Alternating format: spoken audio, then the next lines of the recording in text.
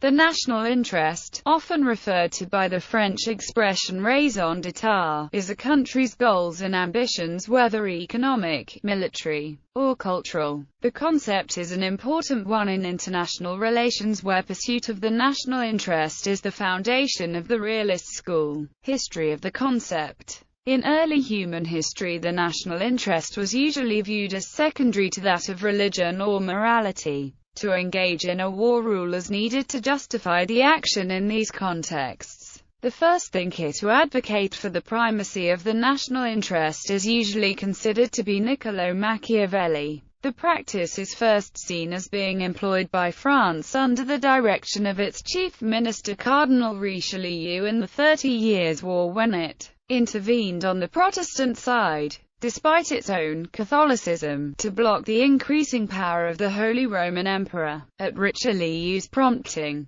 Jean de Silone defended the concept of reason of state as a mean between what conscience permits and affairs require. The notion of the national interest soon came to dominate European politics that became fiercely competitive over the next centuries. It is a form of reason, born of the calculation and the ruse of men, and makes of the state a knowing machine. A work of reason, the state ceases to be derived from the divine order and is henceforth subject to its own particular necessities. States could now openly embark on wars purely out of self-interest. Mercantilism can be seen as the economic justification of the aggressive pursuit of the national interest. A foreign policy geared towards pursuing the national interest is the foundation of the realist school of international relations. The realist school reached its greatest heights at the Congress of Vienna with the practice of the balance of powers, which amounted to balancing the national interest of several great and lesser powers.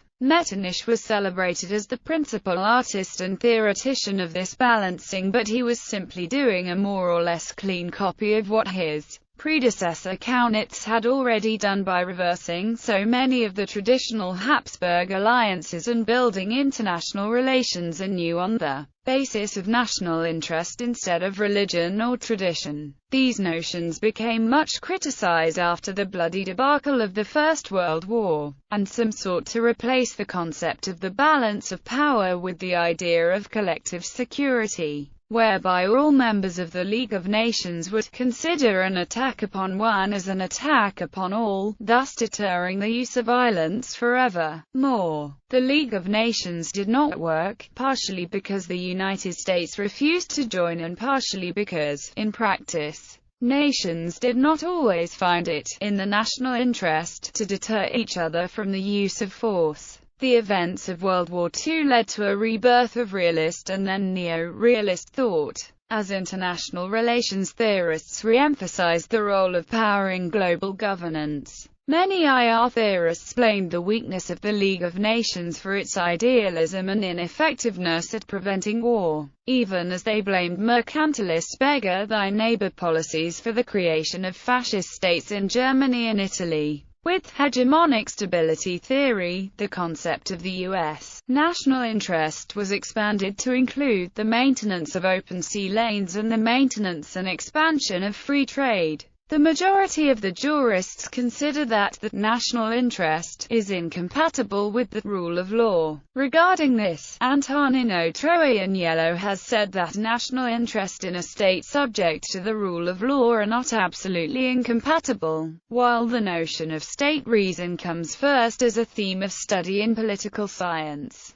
it is a very vague concept in law and has never been an object of systematic study. This obvious lack of interest is due to a deliberate epistemological choice, a form of positivism applied to legal science, and as a result legal science affirms its autonomy regarding other social sciences while constituting with exactness its own object, law, in order to describe it. In doing so, it implies deterministic causes which have an influence on its descriptive function. This method, which puts aside state reason, is not without any consequence. The fact that state reason is not taken into account by legal science is to be integrated within a global rejection of a description of law as presented in political science. A fundamental dynamic in modern constitutionalism. The seizure of the political phenomenon by law is all the more remarkable when it claims a scientific value, thus a neutrality aiming at preventing all objection. This convergence of legal science and constitutionalism has the tautological character of a rhetorical discourse in which law is simultaneously the subject and the object of the discourse on law. Having as a basis state reason, it allows a reflection on the legitimacy of power and authority of modern Western societies, this in connection with the representations which make it, and which it makes, state reason and public law, as a euphemism. Today, the concept of the national interest is often associated with political realists who don't differentiate their policies from idealistic policies, to seek either to inject morality into foreign policy or promote solutions that rely on multilateral institutions which might weaken the independence of the state.